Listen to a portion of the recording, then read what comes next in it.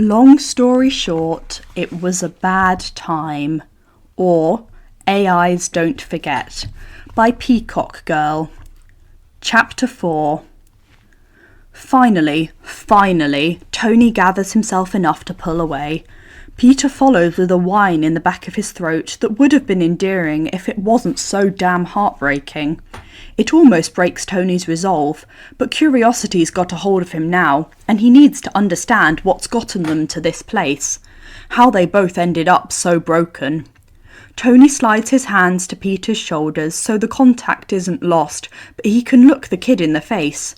Pete's eyes are red, his face streaked with tears, and there's a fading bruise at his temple. But there's a hint of a smile about his chapped lips. So I'm guessing I'm not the only one who forgot you, huh? May would never let you get in such a state. Peter flinches back as if Tony had struck him, wrenching out of his hold. May's gone, he says, his gaze dropping to his lap. Her memories aren't gone forever, Pete. They're just buried like mine. We can get 'em back, make her remember. She's dead, he chokes, like someone who's having his heart pulled out from his chest. She died before the spell. It was my fault. And Tony wants to grab Peter and start the hugging and crying all over again. It explains so much. Why Peter was broken, why Peter was alone. Tony would give anything to lance his pain, but he knows death is something that even he can't fix. I'm sure it wasn't your fault. It was! Peter explodes. Tony has never seen the kid so mad. I was the one who went to Doctor Strange instead of just calling MIT, and I was the one who kept changing the spell. It was my fault the Green Goblin came here. Then he was nice to me and said I had potential, and I fucking fall for that every time. There's vitriol there that Tony doesn't quite understand. Then he went all psycho with his grenades and glider, and I couldn't stop him, and May... He breathes heavily, swiping his hands down his face, then continues. I thought she was okay. She got up, she talked to me. She said all this stuff about responsibility, and then she just collapsed. She was bleeding and I couldn't stop it, and the police came and shot at me and I had to run, and I never saw her again. Jesus, kid, I'm sorry. I miss her so much. This hug is gentler. Peter's tears aren't relief, they're agony. Tony feels utterly helpless, but he holds Peter as close as he can, stroking through his hair, whispering nonsense. Fear takes hold, worse than when Tony thought he was drinking again, because he knows the darkness Peter faces. Except Tony hadn't been close to his parents, with Howard's disapproval and all the boarding schools, and Peter has already lost so much, but through it all he's always been loved. This is the first time he's been alone, and it's already been... God, months? Tony isn't sure exactly, but too long, certainly. Tony tries to think what had helped him back when his parents had died, if there was anything he'd needed that he hadn't gotten. Obadiah had poured him a glass of scotch and told him what was expected to say at the funeral. Tony was already drinking too much in college. His problem started long before his parents' death. But that was the first moment that an adult actually implied that drinking was an acceptable and expected response to emotion. That had led him to a particularly hard spiral, which, knowing what he did about Obi now, had damn well probably been intentional.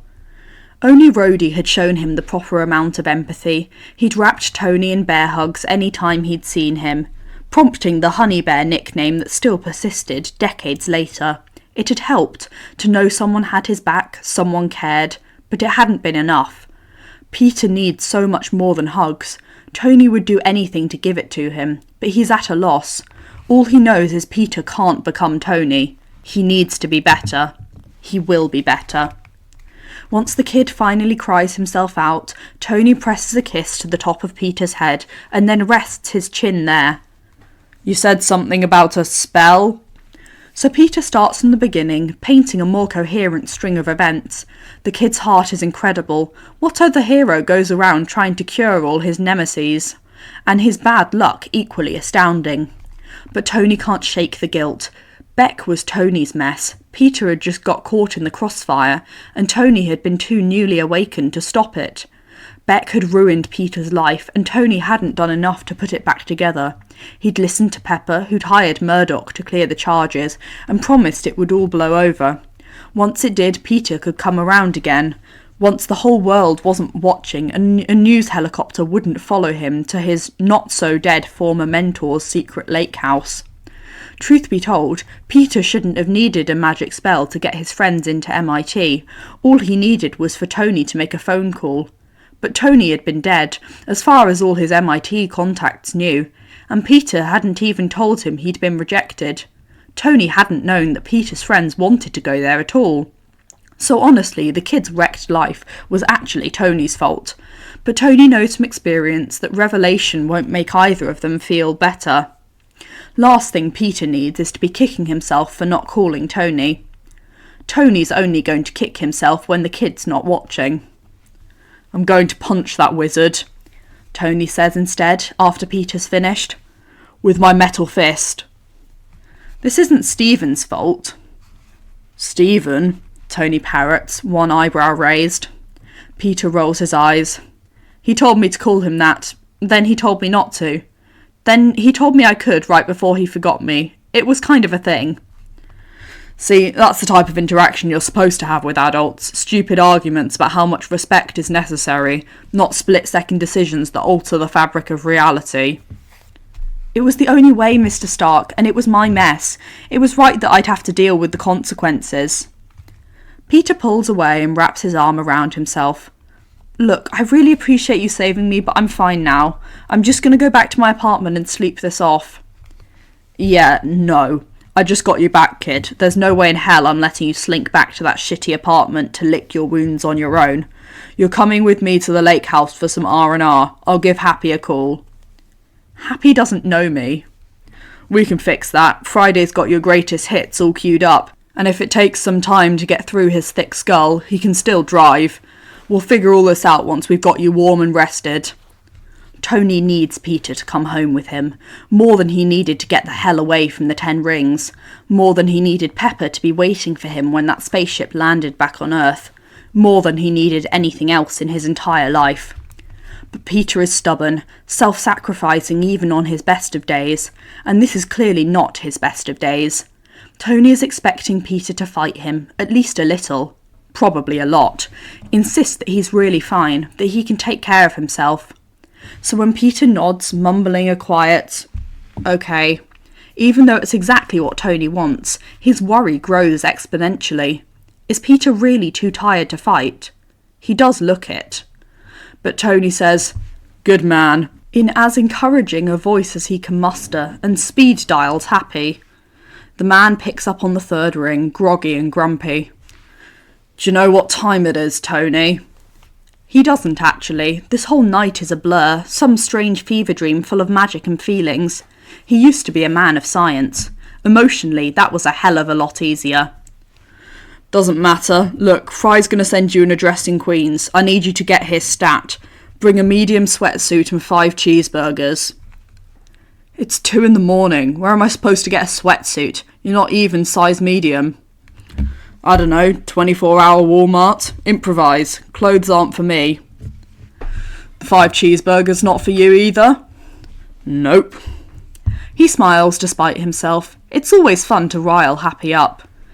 "Best order 7, so there's one for you and me, and a large fry, and a strawberry milkshake. Chop chop, kid's hungry."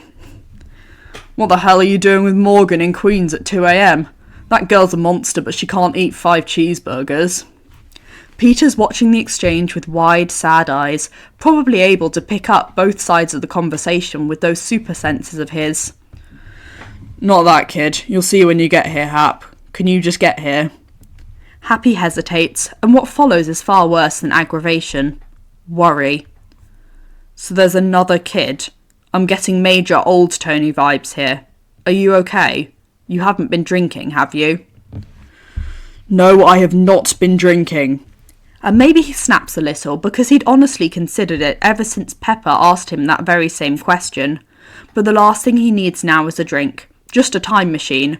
Or at least all the benefits of 6 months of therapy to go into effect retroactively, so that he can honestly believe that his kid will be okay. "I'll explain when you get here." He hangs up the phone and Peter keeps watching him, silent but curious.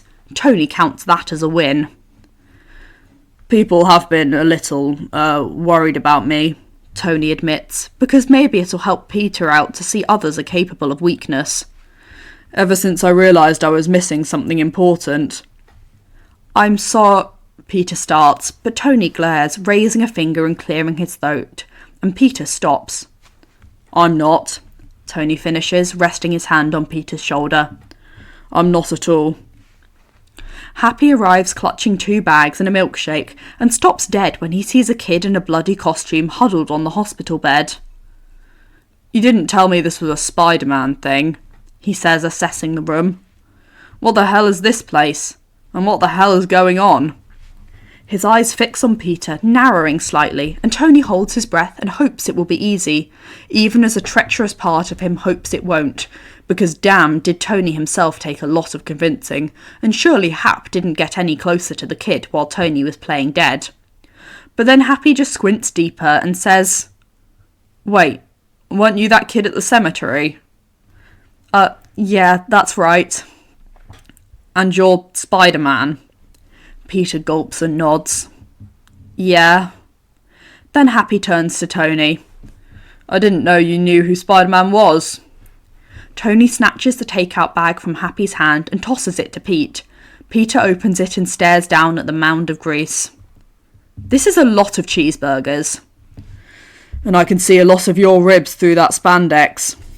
But the joke leaves him feeling gross, because Peter blushes, but he is also staring at $20 worth of takeout like it's more food than he'd seen in a week, and Tony knows how much food the kid needs to eat just to stay comfortable, let alone full, and the thought of his kid not only absolutely alone in the world and a ghost in his own life, but also literally starving is too much. He grabs the milkshake from Happy, Peter's favourite flavour, and pushes it into Peter's hand. Then he holds out his palm so Peter passes him a burger.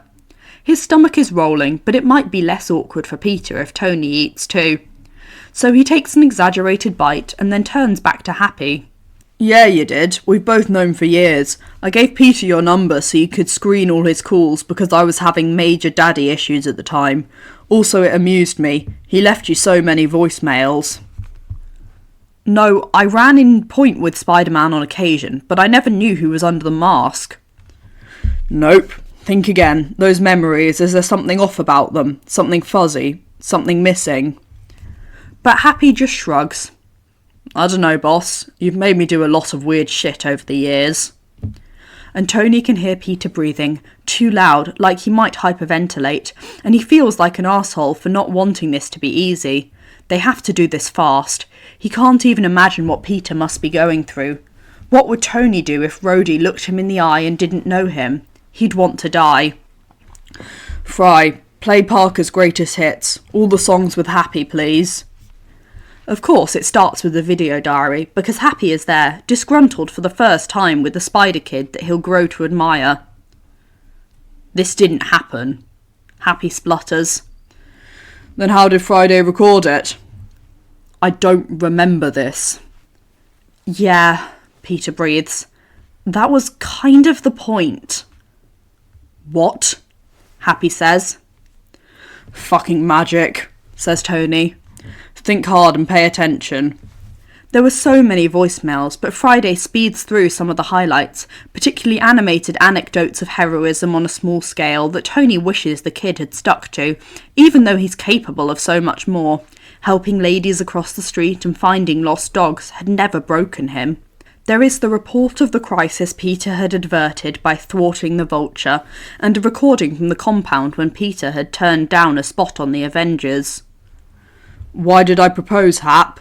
Tony presses as they watch Happy toss his younger self the ring. What was that press conference supposed to be about? Then there is a frantic phone call from Europe somewhere, which Tony had never heard. The strain in Peter's voice, the fear. Then they are inside the Quinjet, and Happy is exactly who Peter needs. Exactly who Tony wishes he could be, stitching him up and calming him down and leading him towards plan. It's an intimate moment, vulnerable, and Tony feels wrong watching, but he can't turn away, because Peter goes from broken to determined within minutes, and then he is bent over the fabricator, designing a suit with speed and smarts and finesse that took Tony nearly a decade of tinkering to perfect. The pride he feels is so overwhelming that he almost needs to sit down, but he finishes his burger instead. Ringing any bells? What the hell is this? Happy asks. What in the actual hell? It's okay, he doesn't remember. Can we just go? Peter asks. But Tony can tell how much he needs this, and they have got to be close. Have you got anything else, Fry? Anything punchier? Your memory recovery seemed to be prompted by the recall of an intense emotional trauma. I do have one recording that may cause a similar response in Mr. Hogan. Play it. But every cell in Peter tenses. Don't! The suit camera footage looks like something from a war zone, and Peter hacks like his lungs have been crushed. May! He calls, and Tony's blood freezes in his veins. Turn it off, please, Peter whimpers. Fry, listen to him, Tony orders, pulling Peter's head into his chest, covering his ears in a fruitless gesture due to those damned super senses. But the video keeps rolling as May Parker staggers to her feet and they meet in a messy embrace. I think he broke my ribs, Peter says, and then there's a chorus of shaky, we're okays. But Tony knows that this is the moment where nothing after is ever okay again. Fry, turn it off, he bellows. You have built protocols for Mr. Parker's protection. Those protocols were nearly inadequate when they were not backed by your memories. I strongly believe the best way to protect Peter Parker is to restore the memories of all those who care for him. My systems indicate that this recording will have an emotional resonance necessary for Mr. Hogan to remember. Happy's eyes are glued to the screen, watching May as she gives Peter some last advice, tells him he did the right thing, that this isn't his fault. But then she falls and Peter keens in Tony's arms. For God's sake, shut it off, Fry. You're hurting him. You're supposed to keep him safe. But then Happy spins, choking out a sob. Christ. Peter. The recording goes dark and silent, though Tony can still hear Peter telling his aunt that it's going to be okay, and Tony thinks of Titan and how it would have been if their roles were reversed. He understands that damn helpless feeling of watching someone you love fade right before your eyes. Where have you been all this time? Peter looks up and meets Happy's eyes. I'm sorry I couldn't save her. She died because of me and you loved her, and I'm sorry. Tony has whiplash at the line, and you loved her, but at least Happy's on the ball because he rushes forward. No, stop that. That wasn't on you. You were just doing what she asked. She wanted to save those people, because that's who she was. And it's awful that she got caught in the crossfire, but it wasn't her fault and it wasn't yours either. It just happened. It just happened and I'm not mad. But seriously, where have you been? Tony steps away so Happy can drop down beside Peter and pull him into his side. Peter melts there, and the two of them just breathe through a while. Tony tries to give them space, but he is a rubber band ball of anxiety, and his jealousy isn't helpful. At all. Of course everyone loves Peter, not even Happy is immune to that, but their closeness has been born from Tony's absence. Their shared loss is ostensibly Tony's fault. And Tony hadn't even known May and Happy were dating. I've got a place, Peter finally says, but place is too kind a word for that personalityless shoebox. He's coming home with me, Tony says. We'll set him up in the spare room until we figure all this out. A heavy look passes between the three of them, but no one argues. Tony feels in that moment just how late it is. Nothing more will be solved tonight. They have their memories and they have Peter. Everything else will have to wait until the morning. They just need to get him home, to a place that is safe and warm and filled with love. And food. So much food. Why don't you take a shower, kid? Tony gestures to the bathroom door and the abandoned Walmart bag. Then we'll hit the road. Peter nods and pushes himself gingerly off the bed. He grits his teeth when his leg hits the floor, but it holds his weight. "You can take some more pills once we get in the car," Tony promises. But Peter shakes his head, going so pale Tony worries he might pass out. "I don't want to sleep." Tony's heart breaks all over again, for about the 6th time this night. "We'll still be here when you wake, Pete." Peter watches them for a moment, his lips so chewed Tony is surprised it's not bloody. "Promise?" "We promise. Damn straight we do." Then Peter nods, the ever slightest of smiles turning up the corners of his mouth. It's like the first hint of sunlight after surviving a hurricane at sea, and in that tiny moment of trust, Tony knows that no matter how long the road ahead is, his kid will be okay by the end of it. Peter takes the bag and retreats to the bathroom. Neither Tony or Happy say anything. They just stare at each other in a shared desperation. But once the water turns on, Happy whisper hisses, "Is he okay?" And Tony is cautious about his every word, because he's sure Peter can still hear them even over the water, and the last thing he wants is for the kid to think they're talking about him. To hear anything he can even extrapolate into meaning that the only 2 people in the entire world who know who he is have any scepticism in his ability to rise from the ashes of this clusterfuck and be anything less than outstanding. Tony needs Peter to be okay. He can't be the reason that he isn't. "He's damn well going to be," Tony says. "We're going to make sure of that." And Happy seems to understand that it isn't safe to talk, so he doesn't press. But he does mouth to Tony, "He hasn't had anyone." And Tony shakes his head. "How long has May?" Tony mouths back, because the kid hadn't been too clear on the timing. 6 months. And Tony really wants to punch a wizard. "Care to explain why I couldn't remember him?" Happy asks at regular volume, because that's a safe question. "Cliff Notes version for the ass crack of dawn?" "Magic spell. Fucking magic." Peter emerges soon after, his hair wet but adorably mussed, his skin pale but clean. The bruises are already beginning to fade, but there are dark caverns under his eyes too persistent for his healing factor. He holds himself like a shell-shocked soldier, but at least he is able to hold himself up at all. Had it only been hours ago when Tony had found him in a pool of his own blood, minutes from death? What if Tony had spent longer arguing with Friday? What if he had never built those protocols in the first place? What if magic worked on AIs the same way it worked on humans?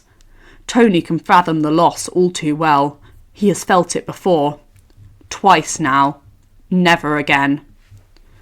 "Nice ride," Peter says, eyes flicking to the edge of the room where rescue stands sentry in all its purple and silver glory. Tony cherishes the trace of humour in his voice. They will all be better once they've gotten some sleep. "Got dressed in a hurry." Peter smiles, soft and tentative. His gaze travels back and forth between Tony and Happy. "I'm really happy to see you guys. That probably wasn't clear with all the crying, but I'm so glad you're here." "The feeling's mutual, kid," Happy says. "It's really good to see you." Tony slings an arm around Peter's shoulder and pulls him into his side. "It's going to get better from here on out, Pete. I promise you that." "Me too," Happy adds. "You've got people in your corner now. We'll get through this together." "Together," Peter echoes. As wrung out as he looks, there is hope on the tip of his tongue. Tony will make sure the kid is never alone again.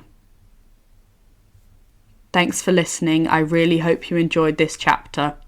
Have a lovely rest of your day.